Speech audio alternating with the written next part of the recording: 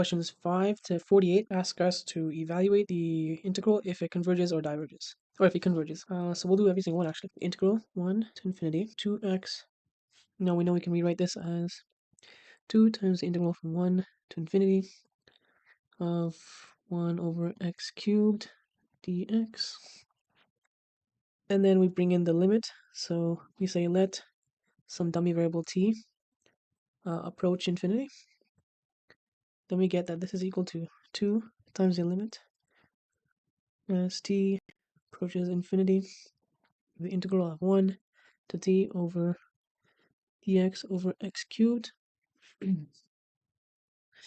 Now how can we evaluate this? This is pretty easy actually. I don't know why we wrote that down. So then this would be 2 times, again, limit as t approaches infinity of negative 3 plus 1 is negative 2, x to the negative 2. That should be right. T, right? X to the 3, you add 1 and then divided by, divided by negative 1. There you go. Yeah, negative 3 plus 1. Yeah, there you go. That should be right. So then from here, you get that the negative, let's read it off fully, limit as t approaches infinity. And all I did here was just move this negative 1/2 to the front because it's a constant. And using limit laws, you know that constants can move to the front there, and you get that evaluated from x to the negative 2, 1 to t. Now we get here, it's negative the limit as t approaches infinity of 1 over x squared minus 1 over 1 squared. Now we know this evaluates to 1, and that this evaluates to 1 over infinity squared, which is equal to 1 over infinity, which is just 0. This is equal to negative x1. Now let's do the next one, 5, 6. The integral of negative infinity to negative 1, 1 over cubic root of x dx. So for this, we know this is the same, or I can just write here. Cubic root of this is the same as x. Again, we introduce the dummy. Let t approach infinity, or negative infinity. When you say the limit as t approaches negative infinity of t to negative 1 of x to negative 1 over 3 dx, we evaluate that. So we evaluate this. We get that it's the limit as t approaches negative infinity of negative 3 over 2, positive, times x to the 2 over 3. Now we can bring out the constant out, 3 over 2, then evaluate. This would be, what did I say? Infinity to the 2 over 3. Oh no, sorry. Negative 1.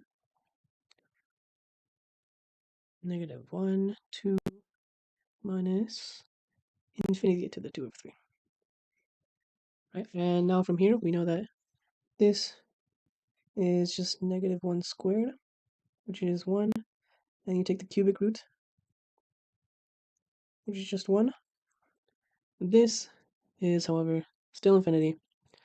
So we get 2 over 3, 1 minus infinity, which is infinity. Thus, you can conclude I.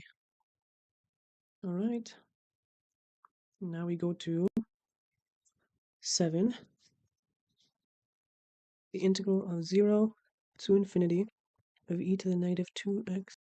Do u sub, let u equal to e, or let u equal to negative 2x, du is equal to negative 2 dx, sorry. Thus we get negative 1/2 integral of 0 to infinity of e to the u du. Alright. Now from here, we do the limit.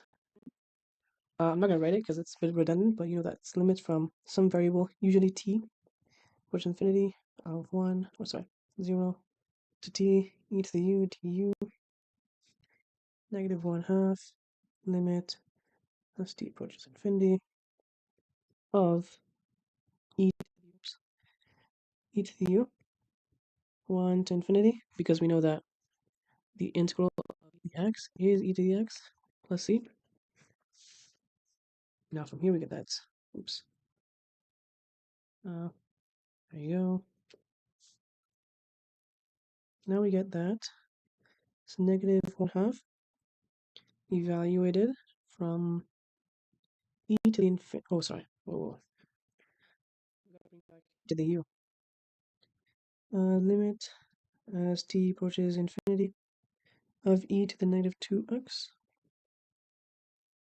Now you could have also just done, when, could have changed the bounds to u, but I don't know, we can bring it back. That is, as x approaches infinity, u also approaches infinity. As x approaches 0, u also approaches 0. So therefore, the integral of 1 to infinity e to the negative 2x dx is also equal to 0, 0 to infinity e to the u du. Yeah. Right, we can say that as well. Okay. Now we can evaluate negative 1/2 times e to the negative 2 times infinity minus e to the negative 2 times 1. Now we know what this is going to be. We'd evaluate to e to the negative infinity, which is equal to 1 over e to the infinity. Now e to the infinity. That's an undeterminate form, I think. And this is e to the negative 2, which is equal to 1 over e squared. Actually, no, I don't think it's undeterminate. It's 1 over infinity, I guess, which is equal to 0. Does that make sense?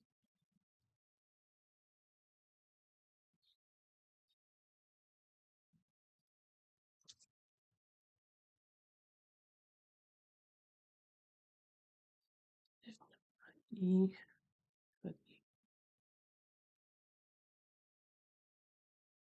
what the heck? Where's that one symbol?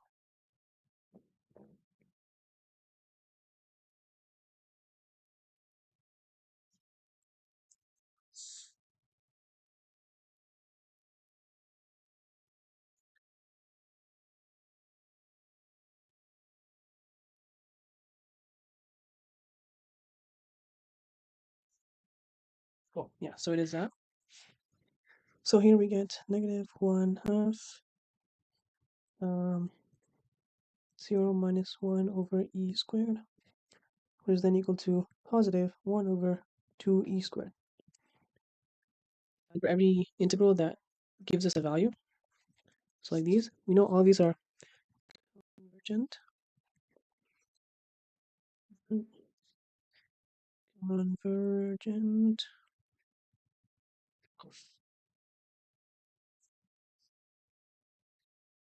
Now let's do 8. The integral of 1 to infinity of 1 over 3 x dx.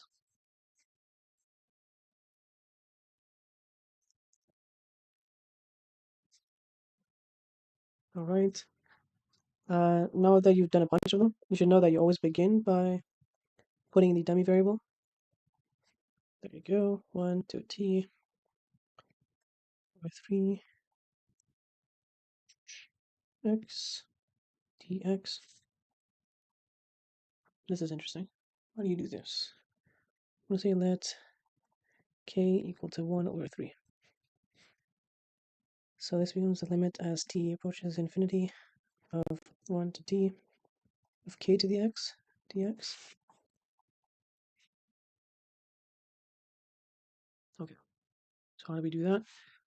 Well, we know if we have some function y equal to k to the x, dy by dx is equal to the ln of k times e, or times e to the x, I think.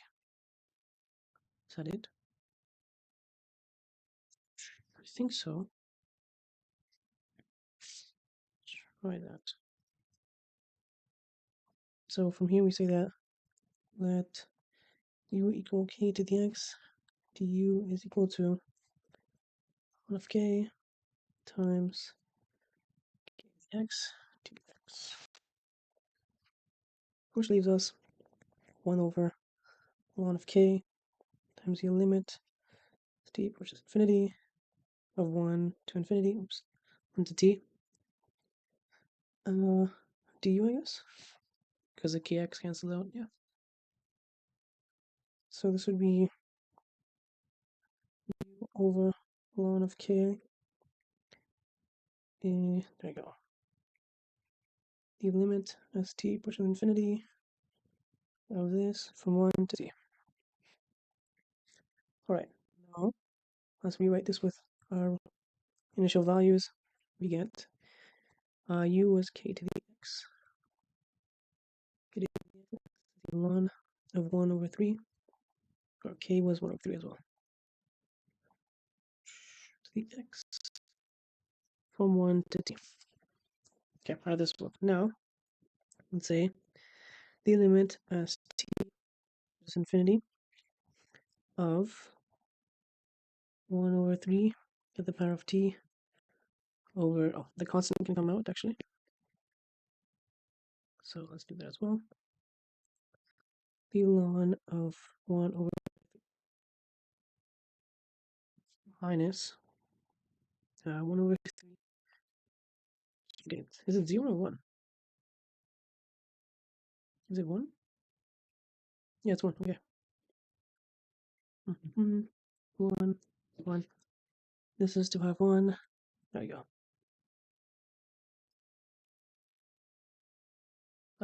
Now to evaluate this function, we can look at the graph. So I have here, we have, okay, well, it's not there. Well, no, we can see the exponential actually. So we can see here, if we have a to the x, that's a growth function. Now if a is between 0 and 1, or it's a fraction, then we know it's a decay function, so it looks like that. Now that means as this function approaches infinity, positive infinity, it goes to 0. There you go. So that value is to 0. The value is to 1 over 3. So here we get the ln of 1/3 times 0 minus 1 over 3, which is negative 1/3 times the ln of 1/3. There you go. uh,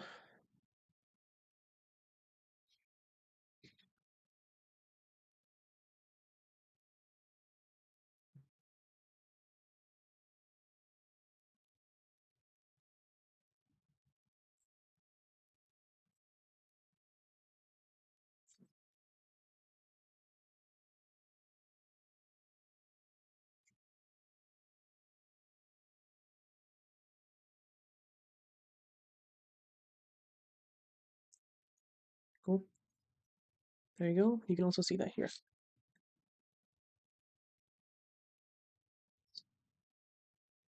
Alright, now let's go to 9. Integral from negative 2 to infinity of 1 over x plus 4 dx. Alright.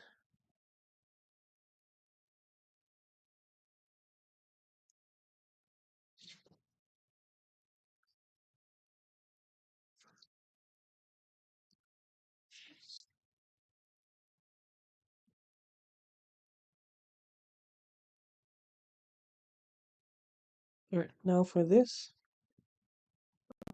if we were to graph it out, let's graph it out here. If you put in values less than 4, so let's say 3, it's positive. Oh no, wait, sorry. So we know that x plus 4 cannot equal 0 for us to not have an asymptote, or for us to have an asymptote. So it means that x cannot equal negative 4. Right, so now with this information, we can test out the function between negative 4 and positive 4. So negative 4 can try negative 5. Beyond negative 4, 3. Beyond negative 4, the function is negative. above -4, it's positive, or yeah. So that means here we have just -4. So it's downwards like this, but then upward like this. There you go. Now what does this tell us? Well, it means that if we're evaluating the integral of that, we need to split this up into two integrals at this point right here, because we have an asymptote, because integrals only work for continuous functions. So what we do is, we say that this is equal to the integral from -2. Oh wait, what? Never mind. Our domain is from -2 to infinity. Okay, so it doesn't matter actually. No, never mind. -2, infinity, x, x plus 4. Now this is a simple ln, so this would be just the ln of x plus 4 just -2 to infinity. Okay, so that means we have the ln of infinity plus 4 minus the ln of -2 plus 2, which is positive 2. Amazing. Now, what's this evaluates to the ln of 2? This, however, we need to check the graph. So the ln function, or the log function, looks like this. So as it towards infinity, let's see, as it tends to infinity.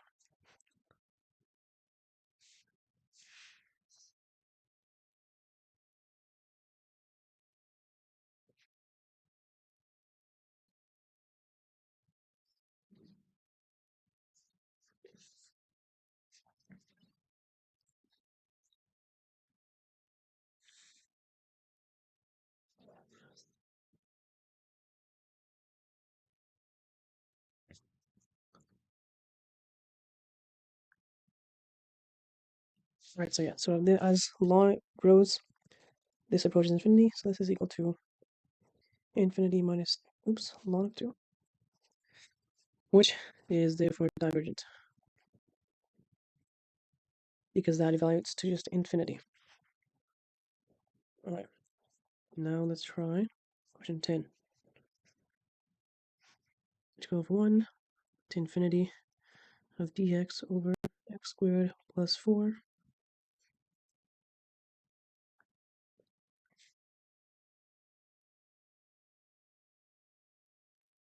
Okay. Now, so for this, if we want to kind of brute force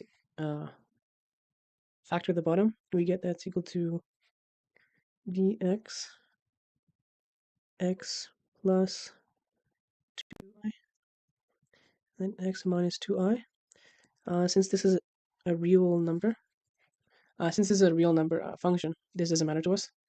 And we also see that asymptote is when x squared plus 4 cannot equal 0. And so again, we see that x squared cannot equal -4. And we know that x squared is element of real numbers and is always greater than 0.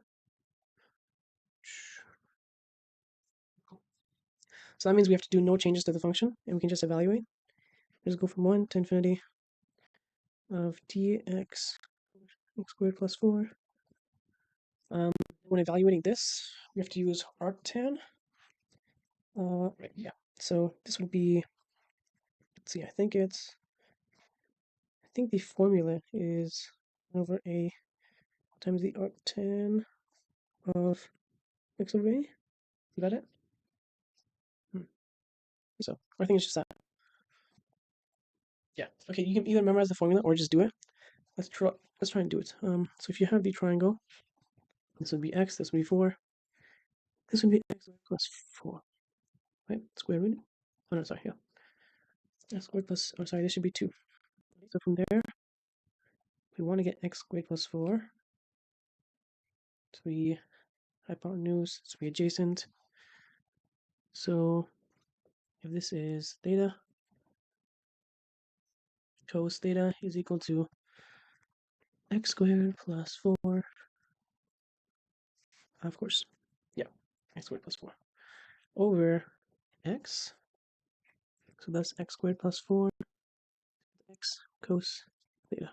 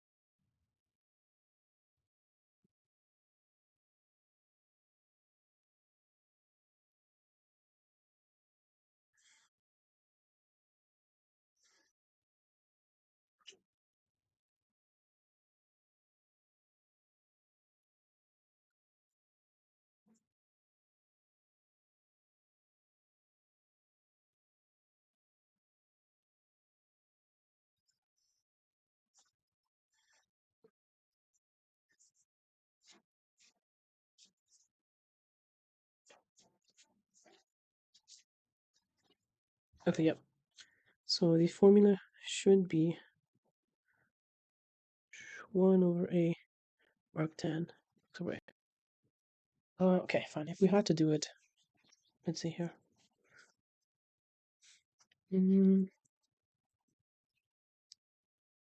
So what do I do? Never mind. Okay, well we know this evaluates to, of course, 1 over a with a constant. That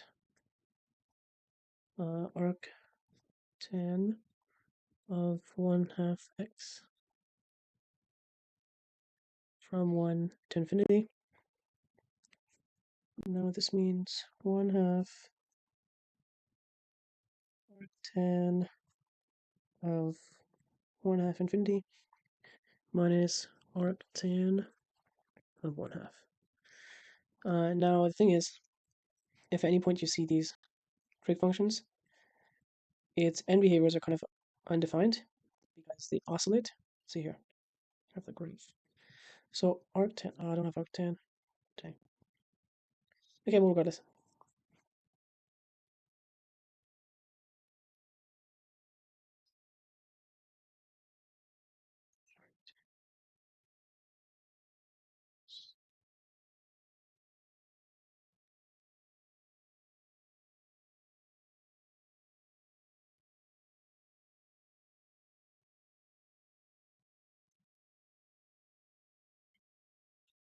Yeah.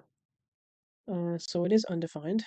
So that means this entire thing is undefined and thus diverges.